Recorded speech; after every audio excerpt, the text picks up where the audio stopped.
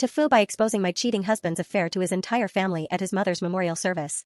My husband and I were together for 10 years, married for 7. I thought we were happy. We had a nice house, 2 cars, decent jobs, and a dog we both adored. We talked about kids, but agreed to wait a couple more years so we could travel more. Everything seemed fine on the surface.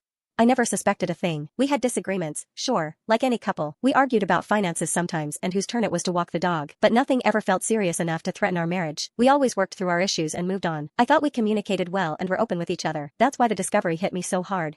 I went through the usual stages: denial, confusion, and then anger. I replayed our last few months together in my head, searching for clues I had missed. Were there late nights at the office? Had he been distant or less affectionate? I couldn't pinpoint any specific event that screamed infidelity, but the phone was there, and I knew what it meant. My whole world shifted in that instant.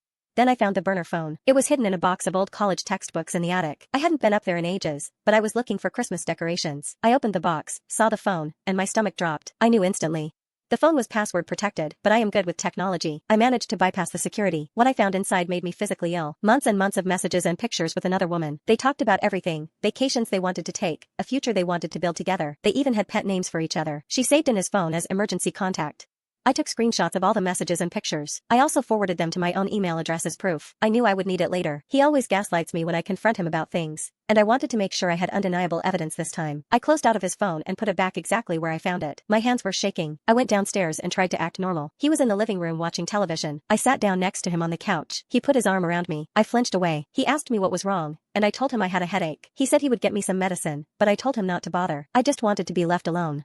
I went into the bedroom and closed the door. I needed to think about what to do next. Part of me wanted to scream and yell and break things. Another part of me just wanted to pretend like it never happened. I knew I could not do that. I deserved better than this. We had been together for 7 years. We had built a life together. Or at least, I thought we had. I thought we were happy. I guess I was wrong. I started to pack a bag. I did not know where I was going, but I knew I could not stay here. Not even for one more night. I felt disgusted even being in the same house as him. I felt like I had been punched in the gut. My world tilted off its axis. I sat on the dusty attic floor for hours, just reading and rereading the messages, trying to make sense of it. How could he do this? To me? To us? I didn't confront him immediately. I needed a plan. I'm not the type to scream and throw things. I am more calculated. I wanted to make him feel the same humiliation and betrayal I felt. I started taking screenshots of everything on the phone. I backed up all the data to a secure drive. I needed evidence. I needed to be prepared. I spent the next few days acting normal. I made dinner. I did laundry. I acted like nothing was wrong. He didn't suspect a thing. He seemed happy, oblivious to the bomb I was about to drop. This made me even angrier. How could he be so carefree when my world had just crumbled? I continued to gather information. I checked bank accounts. I looked at credit card statements. I found more evidence of his affair. The woman he was seeing had a birthday coming up. I saw the reservation he made at an expensive restaurant. I also saw the receipt for a piece of jewelry he bought her. It was more expensive than anything he had ever bought me. I felt sick. I knew then what I would do. I would expose him. I would do it publicly. I would make sure everyone knew what he had done. I planned to wait until after the funeral. I didn't want to cause more pain during that time. Then his mother passed away unexpectedly. It was a difficult time for everyone, especially him. He was devastated. The funeral was scheduled for the following week. I supported him as best I could. I made arrangements, answered calls, and tried to be the supportive wife he needed, all while seething inside. The day of the funeral arrived. The church was packed with family and friends. I saw people I hadn't seen in years. My husband was obviously distraught. He gave a eulogy, talking about how much his mother meant to him, how she was the rock of the family, how she always put others first. I stood beside him, holding his hand, playing the part of the grieving widow's wife. The entire morning felt like a dream. I remember specific details, like the flowers on the altar and the way the sunlight streamed through the stained glass windows, but it also feels distant. My husband cried openly. I squeezed his hand tighter. I felt sympathy for his loss, but I also felt a cold calculation forming in my chest. This was my chance, the perfect opportunity to move forward with what I needed to do. I waited until the reception. I ate a small plate of food. I spoke to a few of my husband's relatives. I wanted to appear supportive, as if I belonged there, as if I was genuinely grieving. I observed the layout of the hall, noting the exits and the location of the restrooms. I saw my target across the room talking to my husband's aunt. This was going to be difficult, but I had rehearsed it enough in my head that I felt ready to do what I had to do. After the service, everyone gathered at the reception hall. It was a somber affair. People were sharing stories, offering condolences, and trying to find some comfort in each other's company. That's when I decided it was time to execute my plan. I had prepared a slideshow. It contained pictures of his mother, of him as a child, of our family over the years. I also included screenshots of the text messages and pictures from the burner phone. I connected my laptop to the hall's projector, asked the DJ for a moment of his time, and took the microphone. I felt a little nervous. I did not like public speaking. This was not how I wanted to spend the party, but I felt I had no choice. I needed to show everyone the truth. It felt like the right thing to do. I figured some people might be angry, others would be sad or confused. I braced myself for the reactions. I hoped I was doing the right thing. I took a deep breath before I started the slideshow. The first picture popped up on the screen. It was a picture of his mother when she was younger. She looked so happy in the photo. I advanced to the next picture. I talked about some of the pictures and shared a few memories. I made sure to mention how much she loved her son. Then I switched to the images from the burner phone. I showed the texts first. I read some of them out loud. People started to murmur. I could feel the tension in the room building. Then I showed the pictures. There were gasps. I saw my husband turn white. He started to walk toward the back of the room. I continued to speak into the microphone. I pointed out the dates on the messages and the pictures. I explained how I found the burner phone. I cleared my throat and began by saying how much his mother meant to everyone. I said she was a wonderful woman who deserved to be remembered fondly. Then I paused and said I had something else to share, something I thought everyone should know.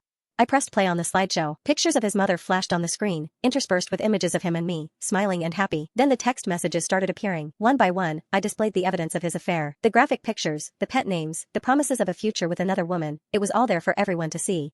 I advanced the slideshow to the next slide. More messages appeared. These ones detailed plans for a weekend getaway. He had told me he was going on a business trip. The photos confirmed it. He and his mistress were at a resort. They were kissing in the pool. They were holding hands on the beach. I felt a strange sense of detachment as I watched everyone react. I wasn't angry anymore. I was just tired. I had spent so much energy trying to make this marriage work. I had ignored so many red flags. I had convinced myself that things would get better. I was wrong. It was over. I let the slideshow run its course. The final image was a picture of us on our wedding day. We looked so young, so full of hope. I clicked the remote and the screen went black. I looked directly at my husband. I told him I wanted a divorce. I told him I wanted him out of the house by the end of the week. I told him I was going to take him for everything he was worth. I meant every word. The room went silent. You could hear a pin drop. My husband's face drained of all color. He looked like he was going to be sick. His siblings stared at the screen in disbelief. His father looked like he might have a stroke. The other woman, who had attended the funeral, tried to leave, but my friends blocked the exits.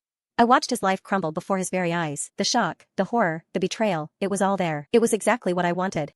I had planned the presentation carefully. I prepared for months. I gathered all the evidence I needed. I made sure it was irrefutable. I double-checked every fact. I organized it in a way that would have maximum impact. I knew the exact moment to reveal each piece of information. I anticipated every possible reaction. I rehearsed my delivery, even though I planned to say very little. I wanted the evidence to speak for itself. I even timed the slideshow to coincide with a significant date. He would never forget this day. I felt a sense of satisfaction as I clicked through each slide. I saw his face change with each revelation. The room was silent. Everyone was watching him.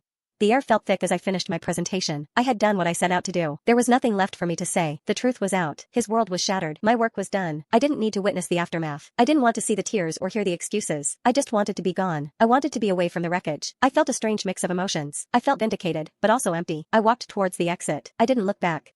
When the slideshow finished, I dropped the microphone and walked out. I didn't say a word. I just left him there to deal with the fallout. I went home, packed a bag, and took our dog. I drove to a hotel and checked in. I turned off my phone and tried to sleep. It was hard. I kept replaying the scene in my head. I felt a mixture of satisfaction and guilt. I had gotten my revenge, but I had also caused a lot of pain. I tossed and turned all night. The dog seemed anxious too. I eventually fell asleep around dawn. I woke up feeling groggy and disoriented. I ordered room service and ate in silence with the dog watching me. I wondered if I should just disappear. I considered changing my name and moving to another country. I could start over somewhere new, but I knew that was unrealistic. I had responsibilities. I had a job. I had a life, even if it was in shambles now. The dog nudged my hand. I scratched behind its ears. I realized I could not run away from this. I had to face the consequences of my actions. I had made a choice, and now I had to deal with it. I just needed some time to prepare myself for the storm. I knew I could not avoid contact forever. I decided to wait another hour. I wanted to have a plan before speaking to anyone. I needed to figure out what I was going to say. I thought about lying. I could make up a story to soften the blow, but I knew that would only make things worse in the long run. Honesty was the best policy, even if it hurt. I drafted a short message in my head. It was simple and direct. I wanted to take full responsibility. I acknowledged the pain I had caused. After thinking about it for an hour, I decided to turn my phone on and face it head on. The next morning, I turned on my phone. It exploded with messages and calls. My husband, his family, my friends, everyone wanted to know what happened. I ignored them all. I spent the next few days at the hotel, trying to process everything. I contacted a lawyer and started divorce proceedings. I also filed a restraining order against my husband. I didn't want him anywhere near me. He tried to contact me, of course. He sent texts, left voicemails, even showed up at the hotel. I refused to see him or speak to him. I had nothing left to say. His family was furious. They accused me of being cruel, of ruining his mother's funeral, of embarrassing them all. They told me I should have handled it privately. I told them he should have thought about that before he cheated on me. Some of my friends supported me, others thought I went too far. They said I should have taken the high road, that I should have divorced him quietly. I didn't care. I did what I needed to do. Looking back, I know I could have handled it differently. I could have confronted him privately, filed for divorce, and moved on with my life. But I didn't. I wanted him to suffer. I wanted him to feel the same pain I felt. And in that moment, I believe I succeeded. Now, the divorce is finalized. I have the house, the dog, and a hefty settlement. He has nothing. He lost his wife, his family's respect, and his reputation. The other woman left him too. Apparently, she didn't want to be with someone who was capable of such deceit. I am not proud of what I did, but I don't regret it either. He betrayed me in the worst possible way. He deserved what he got. So, TIFU by exposing my cheating husband's affair at his mother's memorial service. I don't know if I made the right choice, but it is done. Now I am trying to rebuild my life. It is not easy. The pain is still there, but it is slowly fading. I am focusing on myself, my career, and my dog. I am learning to trust again, to love again, to be happy again. Maybe someday I will find someone who deserves me, someone who will never betray me. But for now, I am content with my own company. I am strong, I am resilient, and I am a survivor. The only thing is, I still wonder if I should have done it differently. Was it worth the pain I caused to others? Was it worth the drama and the scandal? I don't know, maybe not. But honestly, sometimes when I remember his face when the slideshow started, I feel a little less bad about it. I think I am still processing everything that happened, and I am not sure I will ever fully understand it. All I know is that I am moving forward, one day at a time. I am learning to forgive, but I will never forget.